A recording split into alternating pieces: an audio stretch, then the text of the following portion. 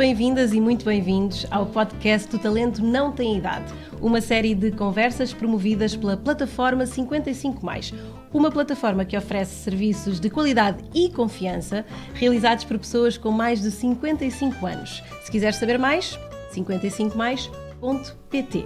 Aqui neste espaço, eu e a Silvia Alberto vamos convidar pessoas incríveis e vamos falar um bocadinho sobre o que é isto de envelhecer e como é que podemos, a partir dos 55 anos, ter uma vida mais feliz e ativa. Conhecer gente nova, manter o contacto com os amigos ou interagir com diferentes pessoas no nosso dia-a-dia faz com que vivamos mais anos. É verdade. A nossa convidada de hoje vai explicar-nos como podemos combater o que para alguns já é conhecida como a pandemia do século XXI. Muito bem-vinda, Margarida. Olá, obrigada pelo convite. É um prazer ter-te aqui. A Margarida Santos é médica interna de Medicina Geral e Familiar. A sua grande paixão é a comunicação focada na saúde.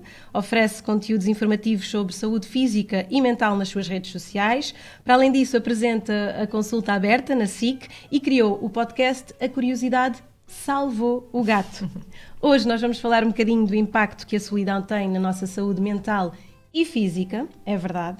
Mas antes disso, Margarida, que idade é que esta menina tem? Tenho 29, mas já estou quase a fazer 30. Eu acho que quando este podcast sair, eu sou capaz de já ter 30. Já ter 30 anos. Esta coisa de não se perguntar a idade a uma senhora também vem aqui um bocadinho embrulhado neste preconceito que nós temos em relação ao que é isto de envelhecer. É, não é? As pessoas têm vergonha de dizer que têm uma idade, eu agora já não quero que me ponham um número no bolo. Sim. E no fundo isto eu acho que é logo aqui um grande mito, porque a idade não é mais do que um número e há tanta coisa que influencia a forma como a pessoa se sente e depois esse número não deve vir agarrado a um rótulo, não é? Não é por eu ter 55 ou 70 ou 80 que isso determina quem tu és, quem eu sou, o que é que eu consigo fazer. Exatamente. E tu alguma vez deste por ti a escorregar nesse preconceito? Deste por ti a pensar, estou quase a fazer 30 ou já passei dos 25, estou a ficar velha? Não, por acaso não me assusta envelhecer. Acho que como mulher às vezes tenho um bocadinho aquela pressão de e os filhos e se tens tudo orientado, porque há uma parte do relógio biológico que eu acho que nas mulheres é um bocadinho mais acentuada e que nos assusta inevitavelmente um bocadinho, também por causa da pressão social e tudo mais. Mas depois o facto de dar consultas e de muitas vezes a primeira coisa que eu sei sobre o utente é precisamente a idade, não é? Porque aparece lá o nome e a idade. E tentar que isso não influencie muito a minha consulta, acho que logo aí vou um bocadinho contra isso. E depois lá está, percebo que há pessoas com 70 anos que parecem ter 40 e há pessoas com 70 que parecem ter mais. Portanto, efetivamente, o número é só um valor e depois o que nós fazemos com ele é que é muito Mas importante. Infelizmente ele vai indicando algumas coisas, mais que não seja a formatar a nossa forma como nos relacionamos com algumas pessoas. Sente-se isso? Sim, mais nós sabemos que à medida que envelhecemos há uma tendência para o tal isolamento, não é? E para a pessoa devagarinho ir estando com menos pessoas. E há uma parte disto que é boa, não é? Todos nós, eu sinto que vamos tendo cada vez menos amigos, mas que eles são melhores. Sim. Claro. Há uma frase incrível que é quanto mais... quer dizer, não te consigo dizer agora assim de cor, mas ela quer dizer qualquer coisa que porque viver-me é excelente, cada vez gosto mais de menos gente. Pois, mas porque também dá essa coisa da qualidade do tempo e de escolheres com quem o passas e de... Claro, e perceber que nós não conseguimos estar lá para todos. Ainda agora falámos disto ali dentro, de aprender que não dá para estarmos em todo lado e com toda a gente. E então esta quase seleção natural ao longo da vida que se vai fazendo, das amizades, é boa, não é? É muito giro, na faculdade temos imensos amigos, vamos sair com imensos grupos diferentes, mas depois, à medida que vamos envelhecendo, efetivamente vamos sendo um bocadinho mais seletivos e há uma parte boa disso. Depois há a parte má, não é, da história natural ser também, vamos perdendo mais gente, vamos ficando mais sozinhos e eu acho que é aí que entra esta importância de falar sobre a solidão e combater um bocadinho este isolamento quando ele não é propositado ou quando não é aquilo que realmente a pessoa quer. Mas há muito de cultural nessa forma de lidarmos com o envelhecimento, porque há outras culturas, nomeadamente as africanas, as asiáticas, mesmo as amazónicas, por exemplo, que cuidam dos seus mais velhos de uma forma completamente diferente, não é? Quanto mais velhos vamos ficando, mais sábios somos entendidos pelo resto da comunidade e há um abraçar dessa sabedoria e há um cuidar completamente diferente do que na nossa sociedade mais ocidental. E que faz todo o sentido, porque eu acho que se aprende tanto. Isso também é a grande vantagem de dar consultas a todas as idades. Tu aprendes tanto com alguém que tem muitas histórias para contar e às vezes os idosos e quem tem mais de 55 é efetivamente quem tem mais a ensinar e coisas muito, não digo tanto de conhecimento teórico, não é? Mas de experiências e de já ter passado por aquilo. E portanto nós temos tanto a aprender que era importante cuidar desta população mais envelhecida e aprender com eles e otimizar também os recursos para os dois lados, não é? Aprender com o que eles nos têm para ensinar e ensinar também aquilo que se calhar para a nossa geração é mais atual e haver aqui um trabalho de equipa eu acho que era uma coisa muito benéfica. E clinicamente nós temos algum indicador que nos diga agora és velho? Clinicamente há algo que... Como é que clinicamente se aborda? Clinicamente não há um diagnóstico de claro. ver isso, não é? Clinicamente o que nós vamos vendo é que há um maior risco de doenças e que o corpo tem as suas coisas, não é? É diferente um coração que bateu 30 anos do que um coração que já está a bater há 70. O que sabemos também é que os estilos de vida têm um papel preponderante na forma como a pessoa envelhece. E agora há muitas estas modas do anti-aging e de tentar combater o envelhecimento que para mim não faz sentido nenhum, porque envelhecer é uma coisa bonita e que faz parte da vida. Até são bastante antinatura, não é? Completamente, e que muitas vezes tem mais riscos do que propriamente benefícios. Agora, aprender a envelhecer com qualidade de vida, isso sim é importante, mas isso não é preciso hormonas e não é preciso imensas análises, é importante, lá está, olhar para esta parte fora do que é o corpo físico, ter em conta, claro, as dores nas articulações, que algumas são inevitáveis, ou a pessoa ficar mais cansada, não é? Uma pessoa com 70 não vai ter a mesma energia do que uma pessoa de 20, mas saber que há formas de adaptar a sua energia e essa condição física também é importante. E o que eu noto é que apesar de, com o envelhecimento, haverem coisas que inevitavelmente acontecem, não é? A pessoa, lá está, as dores nas articulações, ter mais dificuldade, se calhar, em subir escadas. Também noto que a forma como nós escolhemos envelhecer tem um enorme impacto depois na qualidade de vida que temos no futuro. E grande parte está no nosso controle, não é uma coisa que foge ao nosso controle. Aquilo que nós comemos, as pessoas com quem nós falamos, se vamos ao cinema, ao teatro, tudo isto tem tanta influência. Se continuamos a aprender alguma coisa nova, não é? Se somos curiosos, se fazemos... Até, olha, por exemplo, na demência há estudos interessantes que mostram que pessoas que falam mais e que fazem mais palavras cruzadas e sopas de letra, que têm menos risco de demência. Portanto, tudo isto, não é? Tu estimulares o teu cérebro com aquilo que tu gostas e que te dá prazer, faz imensa diferença. Hoje vamos falar de solidão. Nós tendemos quando falamos de solidão, tendemos a achar que é um problema das pessoas mais velhas, mas não. Os últimos indicadores mostram-nos que as camadas mais jovens também sofrem imenso com esta questão da solidão. A solidão é algo que se fala em consulta? Acho que é raro o doente que chega à consulta e que diz eu sinto-me sozinho. Infelizmente, porque se calhar é uma queixa que devia acontecer mais vezes, não é? Nós acabamos muito por ver as consequências da solidão, não é? Nós já vemos a solidão quando ela já provoca uma depressão, uma ansiedade, quando a pessoa já começa a ter dores que são agravadas pelo facto de se sentir sozinha, por sentir que não tem apoio. Infelizmente, ainda é rara a pessoa que lá está, que diz eu sinto-me sozinha e preciso de ajuda e quero ter companhia e quero saber que recursos é que existem na minha comunidade para eu me sentir menos sozinho, o que é que eu ainda posso fazer.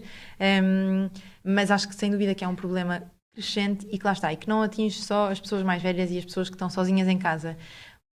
A solidão é um conceito que não depende do número de pessoas que nós temos a viver connosco. É um bocadinho uma emoção também, uma sensação, uma emoção. É uma sensação, exatamente é isso. É tu sentires que ainda que estejas rodeado de muita gente, tu não te sentes apoiado e não te sentes acompanhado e lá está, sentes-te só, independentemente do número de relações ou de pessoas que tens. É um sintoma?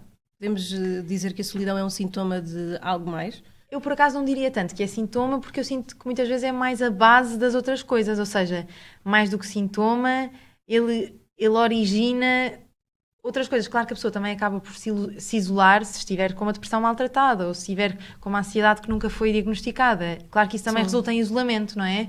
Mas acho que muitas vezes é o isolamento que até contribui para o facto das doenças agravarem, de haver mais queixas e muitas vezes até acho que é ali a raiz do problema, é a pessoa sentir-se sozinha e sentir que não consegue pedir ajuda. Eu senti que a pandemia trouxe-nos um novo olhar sobre esta questão da saúde mental e física também, não é? E de que forma é que a saúde mental afeta a nossa condição física. Tu sentes que com este despertar para a saúde mental as pessoas estão mais dispostas a falar sobre estas questões? Sim, acho que sim. O que eu acho que, e até é o argumento que algumas pessoas às vezes usam é mas já se fala tanto de saúde mental, eu só ouço falar de saúde mental.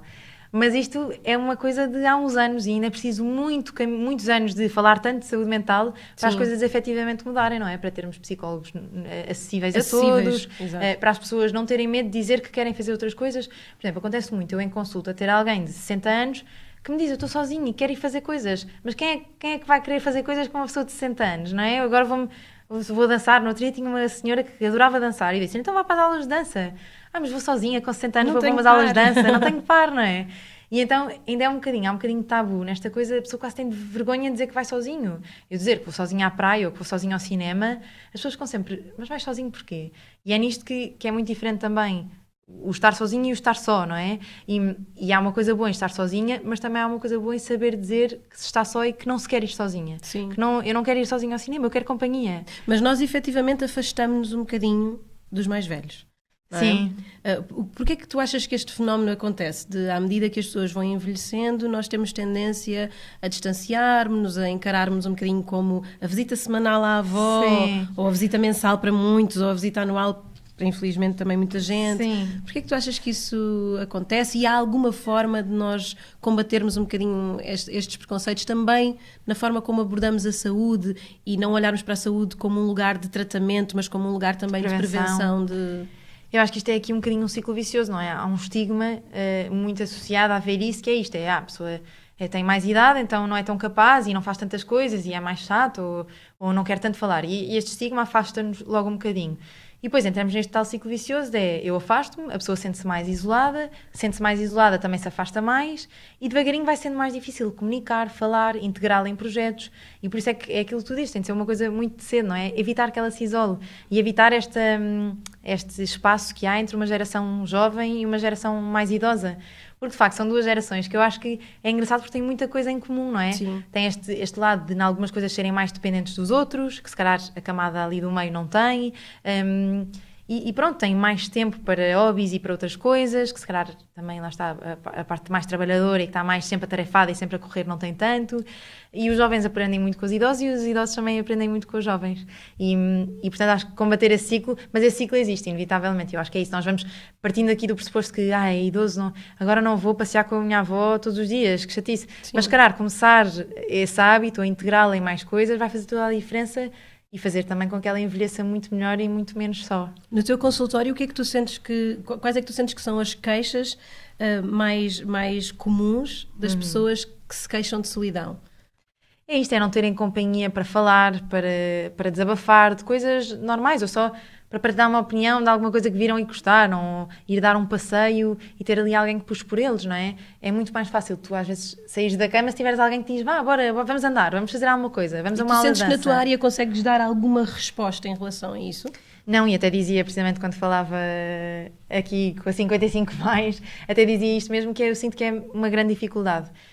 Também parte porque se calhar não conheço todos os recursos que existem, mas porque sinto que há poucos recursos ainda. O que é que eu digo a alguém que quer fazer coisas e quer estar com pessoas, e o que é que eu lhe digo, não é? Como é que eu lhe digo? Olha, mas então vá fazer isto, vá para a aula de dança, vá fazer outro projeto. E felizmente começam a surgir mais estes projetos que tentam integrar e fazer da velhice não um handicap, mas uma coisa que é normal e que faz parte da vida e que eu acho que é bonita.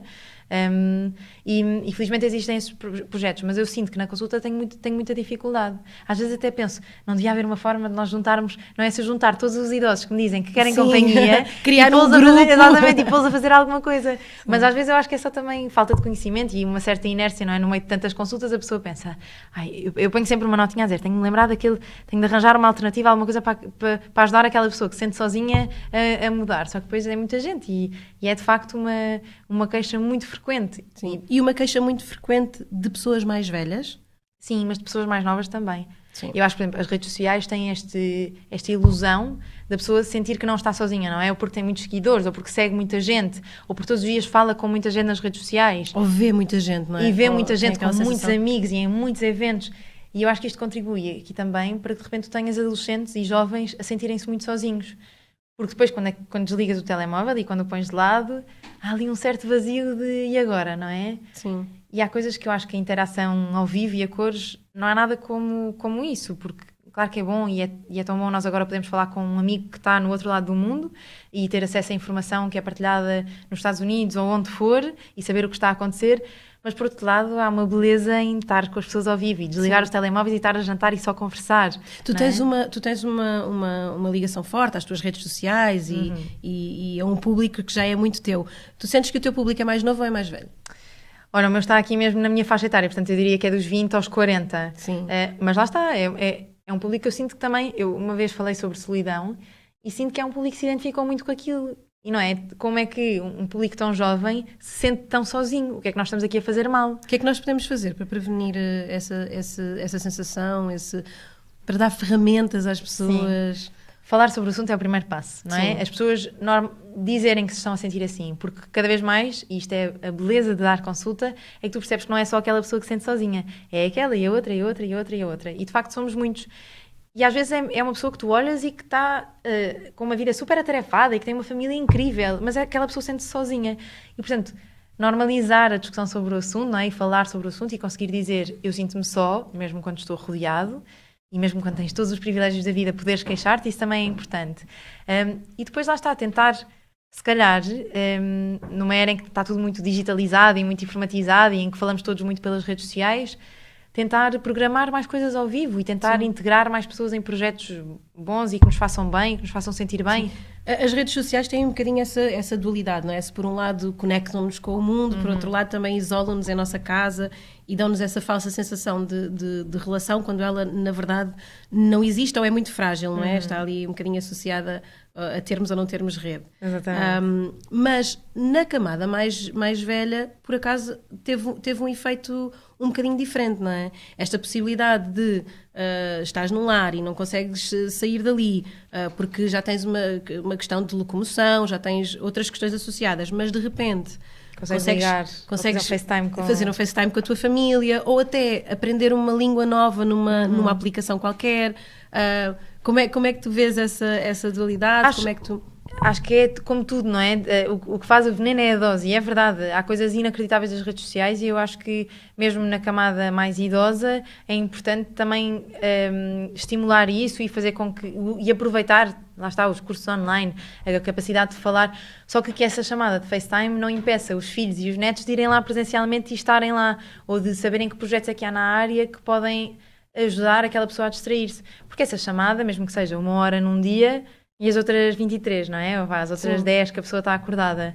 E aí eu acho que é importante também ter outros projetos e não achar que pronto, agora é isto, agora reformei-me ou agora deixei de trabalhar ali aos 55, que é mesmo uma idade em que é muito difícil arranjar novos trabalhos e pronto, e agora é aceitar que é assim, vou envelhecer sozinho e esperar que de vez em quando me liguem por FaceTime. E não tem de ser assim, de facto, há cada vez mais projetos e maneiras de contrariar esta solidão. Mas sem dúvida que as redes sociais têm essa parte boa. Tu estás no primeiro terço da tua vida, se tudo correr bem, não é?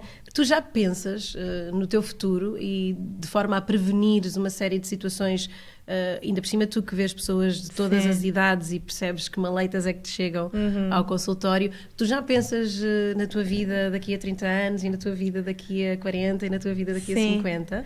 Por acaso nunca pensei, mas é uma pergunta interessante, até neste aspecto da solidão, não é? Porque claro que até eu tenho dias em que me sinto sozinha, mesmo quando sou muito acarinhada e tenho muita gente à minha volta. E como é que é isto daqui a uns anos, não é? Mas não sei, se calhar há uma parte meia deste estigma também, como há uma parte meio assustadora de pensar nisso, não é? E se eu não sei, e se acontece alguma coisa às pessoas de quem eu gosto, não é? Porque aí depois há essa parte toda, não é? Inevitavelmente vais ter gente à tua volta... Da noção de perda, não é? Da noção de perda, Achas que é isso que nos afasta tanto de olharmos para se calhar, o envelhecimento? É um bocadinho assustador, não é? Pensares nisso ou fazer esse... Pensar que o luto vai ser uma coisa muito mais frequente nessa altura do que é agora. Sim, a parte toda de se calhar não conseguir fazer tantas coisas como consigo fazer agora, ou de não ter essa capacidade. Por isso é que eu acho que estas medicinas que tentam combater o envelhecimento são tão populares, não é?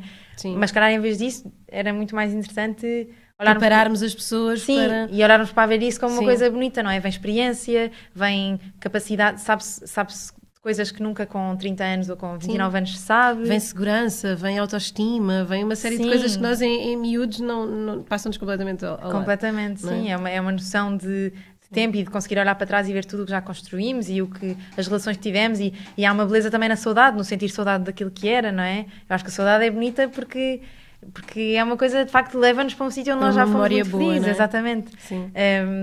Mas sim, por acaso é uma boa pergunta, porque não sei, se calhar nunca pensei, precisamente porque me assusta e porque eu própria tenho um bocadinho estes rótulos de o que é que o envelhecimento me vai fazer e como é que eu vou ficar. Mas o não falarmos sobre isso leva-nos para este espaço vazio em que de repente os monstros ganham forma e as sombras se agigantam, não é? Porque se calhar se falássemos mais sobre a morte, porque nós não falamos sobre a morte, não é? Temos medo. É provavelmente a única certeza absoluta que temos. Que vai acontecer a todos. Vai acontecer a toda a gente, mas nós demitimos-nos de falar sobre isso. E se calhar, se falássemos mais sobre isso, desmistificávamos também esta ideia. Sem dúvida alguma. Mesmo no processo de luto, não é? Quase que uma pessoa tem medo de falar sobre a pessoa que já foi. Mas que bom relembrá-la e que bom saber que ela ainda hoje é relembrada e que ainda está cá. E isto de falar sobre estes assuntos, que normalmente temos de ir com pezinhos de lã, eu acho que é importante. E a velhice também é assim, porque quanto mais nós falarmos sobre ser duro estar sozinho e ser duro uma pessoa sentir que não é capaz de fazer as mesmas coisas que fazia há 30 anos, mais alternativas vamos ter. Porque a única forma de arranjarmos projetos que tentam dar resposta a isto... É pensarmos um bocadinho sobre isso, não é? Exatamente, é percebermos, ok, isto é de facto uma coisa que não atinge só uma pessoa ou duas, que atinge muita gente e de todas as idades. Então vamos arranjar formas de combater isto e de dar mais qualidade de vida, porque se isto é de facto uma coisa que tanta gente procura, então vamos ter mais ideias e mais projetos e juntar estas pessoas todas, não é? Porque é isto, eu às vezes penso, se eu pusesse numa sala todas as pessoas que vêm à consulta que me dizem que se sentem sozinhas, elas tinham um pano, exatamente, e elas tinham pano para mangas para estar ali a falar, nem que seja só falar sobre isso, como é que é lidar com a solidão. Tu sentes que a forma como nós organizamos a nossa sociedade, esta sociedade moderna, é uma armadilha para a nossa saúde? Em que sentido? No sentido de... De repente a vida é toda muito mais rápida, não é? Temos muito menos tempo para o ócio, para, por isso, simplesmente fruirmos e usufruirmos de alguma coisa. Andamos sempre a correr. Sim, eu penso muito numa coisa que é, eu só faço as coisas de quais gosto quando estou a procrastinar, não é? E o procrastinar é muito mal visto, é porque estou a adiar uma coisa que eu devia estar a fazer, não é? É este o sentido de procrastinar. Mas no fundo procrastinar é a melhor coisa do mundo, porque de facto é nessas alturas que tu fazes aquilo que tens de fazer, quando tens de parar.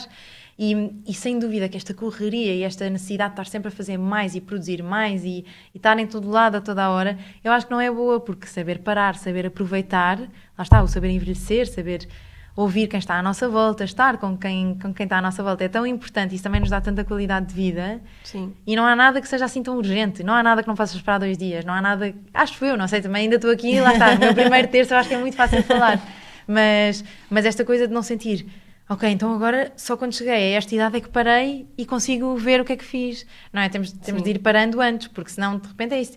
E de repente quando dás por ti, já o teu filho tem 18 anos, já, ou 20 ou 30, já os teus amigos já estão também nas suas vidas e não têm tanto tempo para ir beber café ou para ir jogar xadrez ou o que for. E, portanto, esta noção de parar e aproveitar também é um bocadinho importante. Tudo o que não semearmos agora não crescerá no futuro. Completamente, não é? Certamente. Tu sentes que não, vou virar para a Margarida em Então vez da senhora doutora. Quais são as tuas melhores memórias da tua ligação com os teus idosos?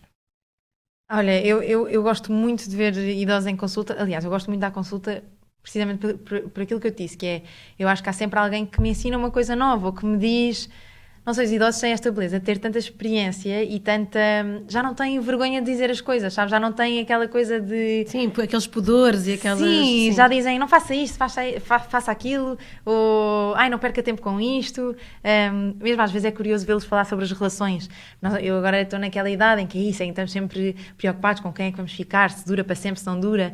E então depois é engraçado ver idosos meio que a relativizar tudo e a pensar, olha, o que a está a incomodar imenso agora, daqui a uns anos é tão indiferente que foi uma hora da sua vida, lá está, ficas nervoso porque tens eu agora vou fazer exame para a especialidade, então penso, meu Deus, isto é o exame da minha vida, tu pensas sempre, é a coisa que vai determinar o resto da tua vida, e depois, ou então aquilo correu mal e penso, pronto, estraguei as oportunidades todas que eu tinha na minha vida, e depois de repente estás à frente de alguém com muito mais experiência que diz, não é assim, não se preocupe porque de facto com o tempo relativiza as coisas, não é? E faz com que tudo seja uma escala muito menor.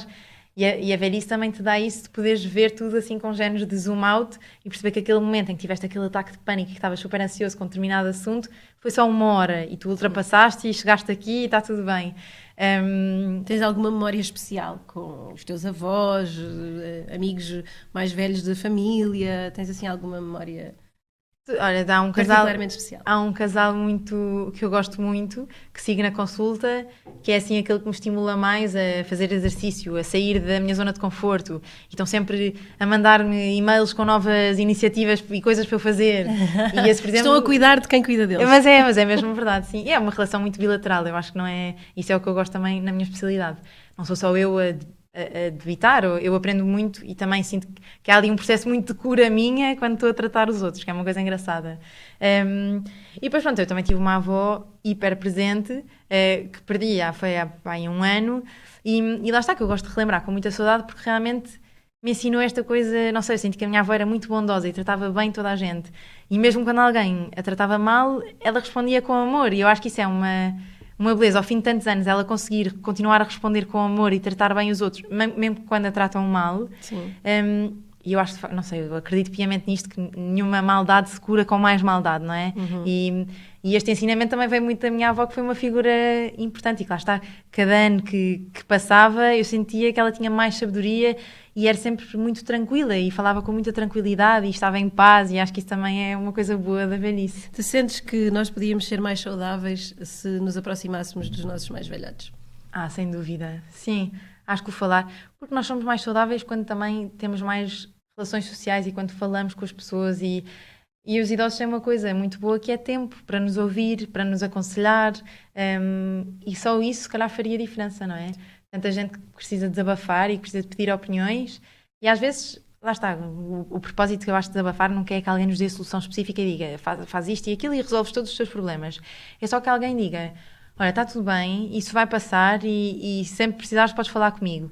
E isso é uma coisa que os idosos, de facto, na maioria das vezes nos dão. Tem outro prisma em relação às tem coisas. Uma capacidade de fazer aquele zoom out e dizer já passei por uma coisa parecida.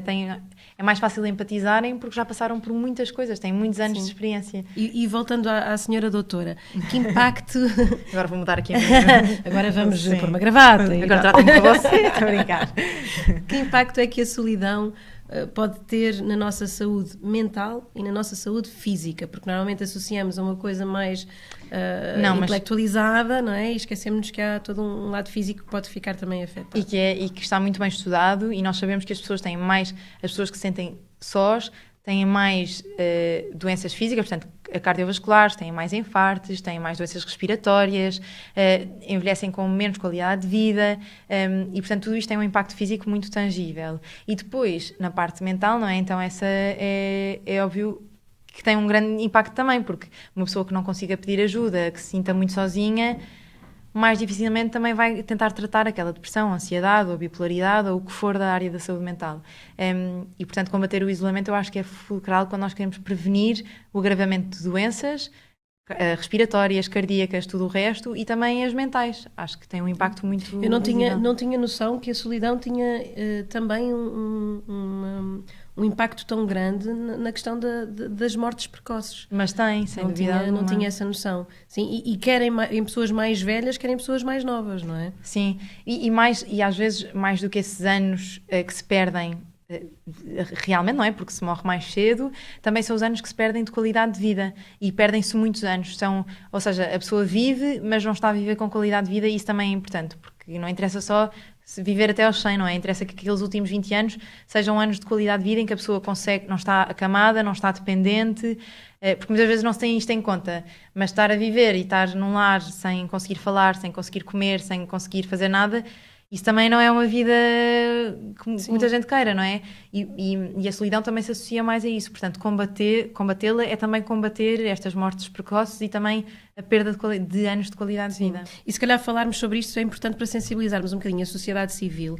Eu lembro-me que quando eu era pequenina, a minha escola tinha uma coisa maravilhosa, que nós, uma vez por mês, a escola era perto de um lar de idosos, e nós, uma vez por mês, íamos passar uma tarde ao lar. E tu gostavas ou era uma coisa que não, pensavas que chatice? Eu adorava, e lembro-me, nunca me vou esquecer, de um casal em que a senhora o tratava pelo meu pesseguinho. Ai. E aquilo marcou-me, porque estavam os dois juntos no lar, e ela tratava pelo meu pesseguinho. E era maravilhoso, porque nós íamos supostamente para lá para darmos alguma coisa àquele espaço, mas eu recebia imenso. Eu lembro-me que muitas vezes acabávamos, terminávamos essas horas com os velhotes a contarem-nos histórias a nós, não é? Portanto, é muito engraçado. Tu vais para dar e de repente recebes um mundo de coisas. Não é? Sim, acho que isso resume muito bem aquilo que eu sinto em relação à consulta. As pessoas procuram, mas no fundo sou eu que depois sinto que tenho quase benefício que tiro benefício daquilo. Mas isto é uma iniciativa tão importante e lá está. E é uma coisa muito simples, não é? Em vez de irmos um bocadinho que é bom para as crianças parque, e bom para eles, não é? É ótimo, isso. sim. Ou em vez de estarem... É isso, em vez de estar a decorar mais uma camada da terra ou do que for, estar a socializar e a aprender e esta coisa de ver como é que é um casal que envelhece junto, ou ver... E às vezes em coisas tão pequenas quanto também os estigmas e os estereótipos que aquela geração tem são muito diferentes e também há muito... Eu noto porque tive agora um bebê e ele tem uma relação muito próxima com a minha sogra e com a minha mãe também, mas é muito giro porque nós próprios aprendemos com as crianças pequeninos numa geração mais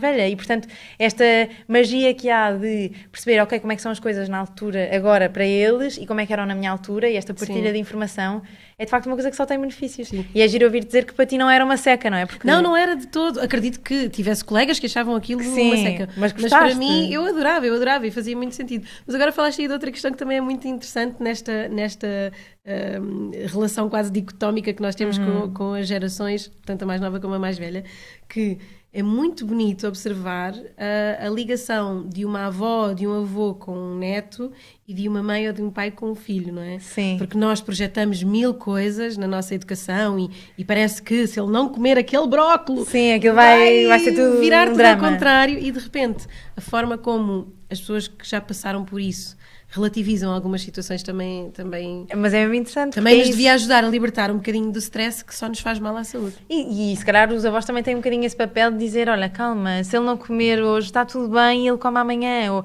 se não fizeres, se o sentares um bocadinho antes do que aquilo que dizem que é suposto, então agora que há 1000 regras e estás sempre a fazer tudo mal, vir alguém dizer-te, olha, eu fiz assim, correu tudo bem, e porque claro que uma pessoa se deve inovar e deve aprender, mas também ter essa voz que tranquiliza e que já tem muito mais experiência e que no fundo já educou alguém em muitos anos, não é? Sim. E essa também é uma relação bonita de ver, sem dúvida. Eu acho que é giro porque nisto da interação entre crianças e idosos não é preciso ser avô ou neto, há uma ligação muito bonita e muito genuína entre uma pessoa mais nova e uma pessoa mais velha. Sim. Que eu acho que deve ser estimulada. Sim. Senhora doutora, e se eu entrasse no seu consultório a dizer, oh doutora Margarida, sinto-me tão sozinha, qual seria a prescrição assim mais imediata?